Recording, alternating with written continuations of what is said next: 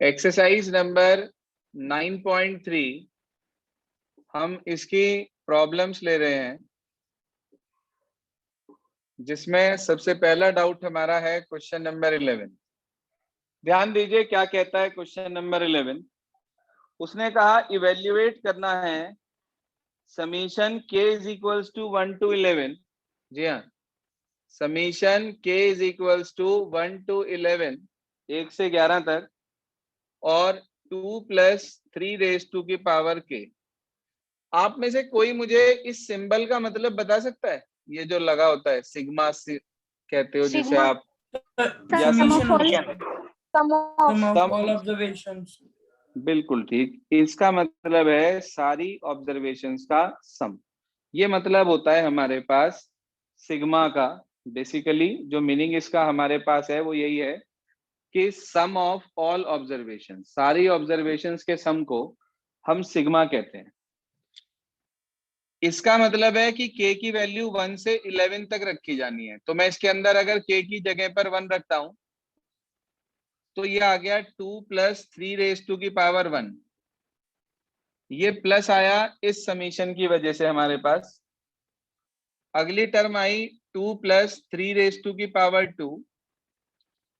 उससे अगली टर्म आएगी, फिर हम k के प्लेस पर 3 पुट करेंगे, 2 + 3 raised to की पावर 3, और ऐसे करते करते आप रखेंगे 2 + 3 raised to की पावर 11। देखो आप कि 1 से लेकर 11 तक हमने k की वैल्यू पुट करी और सबके बीच में प्लस का साइन लगाया हमने। तो यहां तक देख लें, इतना स्टेप क्लियर हो गया सभी को? Yes sir. Yes sir. अब आगे चलते हैं, ध्यान दीजिए। अच्छा एक बात बताओ, पहली टर्म में भी 2 है, दूसरी टर्म में भी 2 है, तीसरी टर्म में भी 2 है, चौथी में भी 2 होगा, पांचवी में भी 2 होगा। टोटल 11 टर्म्स हैं, सबके अंदर 2 आ रहा है। तो कितनी बार 2 आया इसका मतलब? तो 11 टाइम्स। 11 टाइम्स। तो अगर मुझे इन सबको ऐड करके लिखना है तो क्या मैं इसे ऐसे लिख सकता हूँ 2 × 11? Yes sir. और उसके अलावा क्या रह गया? 3 की पावर 1, 3 raised to की पावर 2, 3 raised to की power 3, dash dash dash 3 raised to की पावर 11। ये क्या बन गई? एक ध्यान से देखकर बताओ, ये क्या बन गई हमारे पास? एक जीपी। तो एपी, हाँ जीपी जीपी। ये एक जीपी बन गई। अब जीपी का पता कैसे चलता है? जिन स्टूडेंट्स ने टॉपिक पढ़ लिया है अच्छी बात है, जिनका भी जीपी का शुरुआत का रहता है उन्हें बता देता हूं एक बार। जीपी का पता चलता है अगली टर्म को पिछली टर्म से डिवाइड करके। अगर आप 3 raised to की पावर 2 को 3 raised to की पावर 1 से डिवाइड करते हैं, यानी कि 9 को 3 से डिवाइड करते हैं, तो आपको 3 मिला। फिर आप 3 raised to की पावर 3 को 3 raised to की पावर 2 से डिवाइड करते हैं, तो फिर से आपको 3 मिला। तो जब कभी हर आने वाली टर्म पिछली टर्म के साथ जो जिस रेशियो में हो, और उससे अगली भी टर्म्स हमारे पास सारी सेम रेशियो में हो, तो आप ये कह सकते हैं कि वो सीरीज अपने आप में एक ज्योमेट्रिक प्रोग्रेशन होती है। यानी कि जब हर आने वाले नंबर की मल्टीप्लाई एक फिक्स नंबर से होती चली जाती है, तो हम उसको ज्योमेट्रिक प्रोग्रेशन का नाम देते हैं। बात समझ में आ गई सभी को? हाँ भाई, क्लियर है यहां तक? Yes sir. आप मुझे बताओ इस ज्योमेट्रिक प्रोग्रेशन में फर्स्ट टर्म कितनी है भाई? 3। और कॉमन रेशियो कितना है जो डिवाइड करने पे आया? 3। चांस की बात है, वो भी 3 है। Sum of n terms of GP का फॉर्मूला बताया था मैंने आपको SN का। क्या था वो? a r की पावर n-1 अपॉन r-1। यही फॉर्मूला लिखवाया था आपको। a r की power n-1 upon r-1। a का काम 3 कर रहा है, r का काम भी 3 कर रहा है, और टोटल टर्म्स है 11। तो 3 × 3 raised to की पावर 11 -1 अपॉन 3 - 1। हाँ जी, 3 में से 1 गया मेरे बच्चे, क्या बचेगा बोलिए? 2। तो 22 + 3/2 3 रेज टू की पावर 11 -1। चेक करिए आंसर प्लीज क्या आ रहा है। Check answer from your book please, क्या आंसर आ रहा है, तेजी से चेक करें जरा।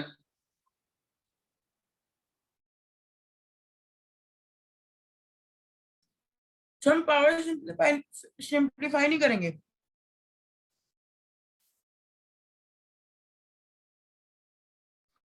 क्या कह रहे हो वंश? सही यार। सर पावर सिंप्लीफाई क्यों नहीं करते सर हम? इसे एक काम करना, 3 रेज टू की पावर 11 को ना एक्सपेंड करना पहले, फिर आपको समझ में आ जाएगा कि क्यों नहीं करा हमने ऐसा। 3 रेज टू की पावर 11 इतनी बड़ी टर्म बैठेगी कि आपको इसे सिंप्लीफाई करने में ही इतना टाइम लग जाएगा, इसलिए इतनी बड़ी पावर को एक्सपेंड नहीं करते हैं, यहीं छोड़ दिया जाता है। Okay sir. क्लियर हो गया 11 सभी को? Yes sir. सर। चलिए इसके बाद आगे चलते हैं। अगला हमारे पास आ जाता है क्वेश्चन नंबर 12। समझिए ध्यान से क्या कहता है क्वेश्चन नंबर 12। कह रहा how many the number of first 3 terms of GP is 39/10। उसने हमारे से कहा कि the sum of the first 3 terms of GP is 39/10 and their product is 1। वो कह रहा है कॉमन रेशियो निकालो और टर्म निकालो। तो मैंने आपको 3 नंबर जब भी जीपी में लेट करने हो, मैंने आपको सिखाए थे कि क्या लेट करते हैं, बताइए याद है यदि आपको तो। A upon R, A upon R, A and plus AR। AR। शाबाश। तो हमने लेट कर लिया, let 3 numbers in GP be A upon R, A और AR। ये हमने 3 नंबर लेट कर लिए।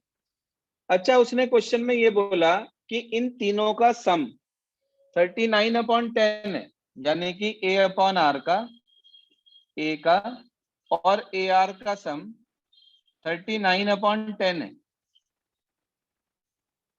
फिर उसने हमारे से ये बोला साथ साथ कि इन तीनों नंबर्स की जो प्रोडक्ट है वो भी आपको दे रखी है और प्रोडक्ट आपको दे रखी है 1। तो आप इन तीनों की मल्टीप्लाई कर दो जरा। A upon R into A into AR multiply करके 1 आ गया। R से R कैंसिल हो गया, A into A cube equals to 1। तो A की वैल्यू हमारे पास 1 आ गई। इतने में कोई परेशानी यदि किसी स्टूडेंट को है तो वो बोले पहले। भव्य आपकी प्रॉब्लम थी? Bhavya Mittal? No sir. Clear हो गया यहाँ तक? यस। चलिए, अब A की वैल्यू हमें मिल गई 11। उसे उठाकर हमने फर्स्ट इक्वेशन में रख दिया, A की जगह जो 1 आया इसे फर्स्ट इक्वेशन में पुट कर दिया। तो ये आ गया 1 upon R plus 1 plus R equals to 39/10। 1 उधर जाकर माइनस हो गया, इन दोनों का एलसीएम ले लिया। तो 1 plus R square upon R 39/10 minus 1, इसका भी एलसीएम ले लिया। तो ये आपके पास आ गया 1 plus R square upon R equals to 29/10। Cross multiply करी बेटा जी, 10 plus 10R square equals to 29R। इसे आप इधर ले आए तो 10R square minus 29R plus 10 equals to 0। ये आ गया हमारे पास। जरा फैक्टर बताना इसके। Sir -25R -4R। 25 and 4। Sir 25 + 4। बिल्कुल ठीक, 25 और 4 इसके फैक्टर बन गए मिडिल टर्म स्प्लिटिंग से। तो 10R square minus 25R minus 4R plus 10 equal to 0। इन दोनों से 5R कॉमन, अंदर बच गया 2R माइनस 5। यहां से -2 कॉमन, अंदर बच गया 2R माइनस 5। तो दो फैक्टर आपके पास रेडी हो गए। एक 5r माइनस 2, एक 2r माइनस 5। हाँ जी, दो फैक्टर आ गए बेटा, एक तो आ गया 5r माइनस 2 और एक आ गया 2r minus 5 equal to 0। r की पहली वैल्यू 2/5, r की दूसरी वैल्यू 5/2।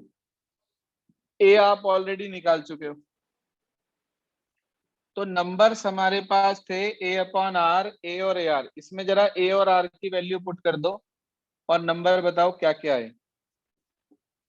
हाँ जी, अगर मैं r को 2/5 लेता हूं, यहां रखता हूं और a को 1 पुट करता हूं, तो 2/5 5/2 रखेंगे तो बिल्कुल ठीक, 5/2, और सर 1 और 2/5।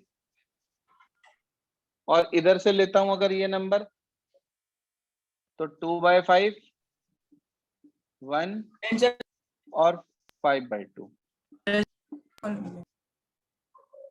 चेक कर लें आंसर प्लीज, समझ में आया या नहीं आया, देख लें। Yes, clear sir. ना हुआ हो तो दोबारा बताओ। सबको क्लियर हो गया question number 12? Yes sir. Yes. चलिए इसके बाद आगे चलते हैं। हमारी अगली प्रॉब्लम है क्वेश्चन नंबर, आपने पूछा था 13। सुनिए सर क्या 15. कहता है। बीच में मत बोलो, खाली आप ही नहीं पढ़ रहे हो यहाँ पे। क्वेश्चन नंबर 13 क्या कहता है, how many terms of this GP are needed to give the sum 120। कह रहा है इस जीपी की कितनी टर्म्स को ऐड करा जाए कि उनका सम 120 आ जाए। सबसे आसान क्वेश्चन है। सीरीज दे रखी है 3, 3 square, 3 cube, dash dash dash dash dash. हाँ जी, ये जीपी है। आप बता सकते हैं फर्स्ट टर्म कितनी? 3। P. ए 3 हो गया। आर कितना? 3। P. आर भी 3 है हमारे पास। उसने कहा how many terms must be added to get the sum 120। हमने मान लिया let n terms must be added. वही काम है जो आपने एपी में करा था, सेम टू सेम प्रोसेसिंग है लास्ट ईयर वाली। तो आपको एसएन की वैल्यू 120 दे दी। इसका मतलब आप इसके अंदर एसएन वाला फार्मूला लगा देंगे। तो एसएन का फार्मूला जीपी का वो होता था ए आर की power n minus 1 upon R minus 1 equals to 120। Now we put the values of A and R. 3 into 3 raise to की power n minus 1 upon 3 minus 1 यानी कि 2 इक्वल्स टू 120। इसे काट दिया 40 पर, 40 टू जा 80 और ये 1 उधर जाके प्लस हो जाएगा। तो 3 रेज टू की पावर n इक्वल्स टू 81 हो गया। तो हम कह सकते हैं 3 रेज टू की power n equal 3 raise to की पावर 4। तो n की वैल्यू हमारे पास 4 आ गई। चेक करें प्लीज क्वेश्चन नंबर 13 क्लियर हुआ या नहीं।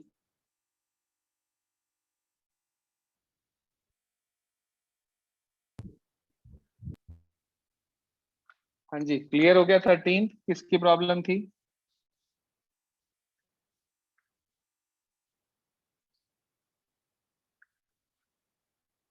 चलिए सर इसके बाद अगले क्वेश्चन पे चलते हैं। अगली प्रॉब्लम थी हमारी क्वेश्चन नंबर 14। 14th में ये कहा गया था sum of first 3 terms of GP 16 and sum of next 3 terms is 128। First term, common ratio और एन टर्म्स का सम निकालना है। हाँ जी, आपको पहली 3 टर्म का सम दे रखा है। इसका मतलब आपको S3 दे रखा है। कितना दे रखा है पहली 3 टर्म का सम आपको? 16। Yes yes. Yes, sir. जरा अप्लाई करना है इसके अंदर रिजल्ट। a इंटू आर की power 3 minus 1 upon R minus 1। इसकी वैल्यू हमारे पास 16 है। अच्छा, और क्या दे रखा? अगली 3 टर्म का सम। एक बात बताओ छोटी सी, ये पहली 3 टर्म है मान लो, और ये अगली 3 टर्म है। मुझे अगली 3 टर्म का सम निकालना है, तो मैं क्या करूंगा? S6 minus total, S3. शाबाश, टोटल 6 में से शुरू के 3 को रिमूव कर दूंगा, तो मुझे बाद के 3 का सम मिल जाएगा। हाँ जी, क्लियर है बात? तो इसका मतलब नेक्स्ट 3 टर्म्स का सम निकालने के लिए आप S6 में से S3 माइनस कर देंगे और इक्वल्स 128। S3 की वैल्यू आपके पास है 16, उसे इसमें रख दीजिए। तो S6 माइनस 16 इक्वल 128। S6 का मतलब हो गया A इंटू R की power 6 minus 1 upon R minus 1, 16 plus 128, 144 हो गया क्या? चेक करना।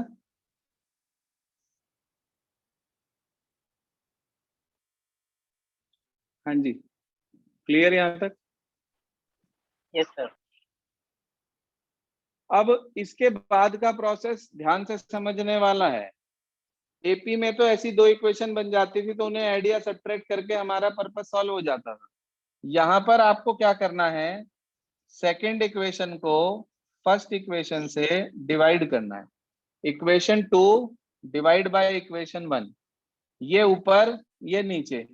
तो ऊपर आया ए आर की power 6 minus 1 upon R minus 1, divide में ये वाली टर्म आएगी, तो मैं इसे मल्टीप्लाई में उल्टा करके लिख सकता हूं क्या? हाँ भाई, Yes, sir. Yes, sir. 144 upon 16। देखो ध्यान से, ए से ए कट गया, आर माइनस 1 से आर माइनस 1 कट गया, ये कटा हमारे पास 9 पर। आपके पास आ गया आर की पावर 6 माइनस 1 है, क्या मैं उसे आर क्यूब प्लस 1 और आर क्यूब माइनस 1 लिख सकता हूं ए स्क्वायर माइनस बी स्क्वायर के फॉर्मूले से? बोलो भाई, इस स्टेप में Yes. कोई प्रॉब्लम यदि किसी को? यहां तक परफेक्ट?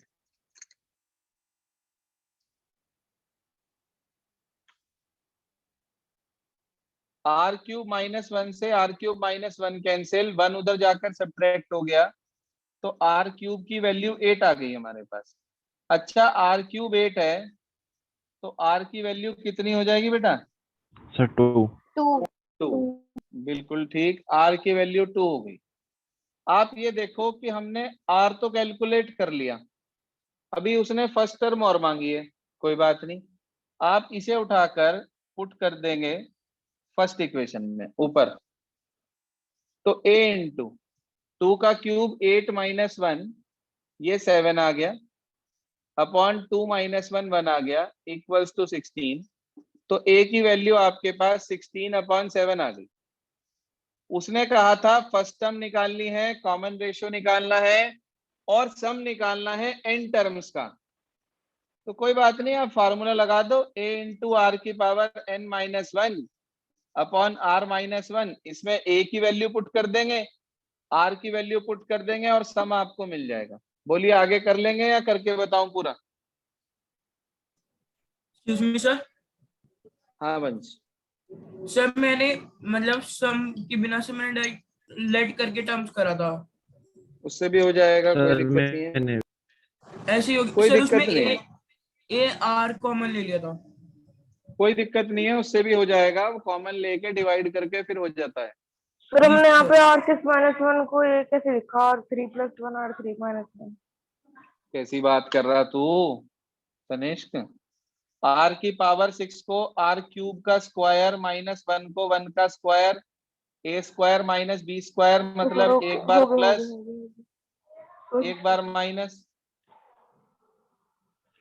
नहीं समझा क्या? आ गया सर, आ गया. हाँ, ये था क्वेश्चन नंबर 14। अगला डाउट है क्वेश्चन नंबर 15। 15 में ए दे रखा है, 7th टर्म दे रखी है, S7 मांग रहा है, कोई दिक्कत नहीं है ये तो। 15 ए आपको दे रखा है इसने 729 और क्या दे रखा है इसने हमें 7th टर्म दे रखी है 64। 7 टर्म का मतलब हो गया ए आर की पावर 6।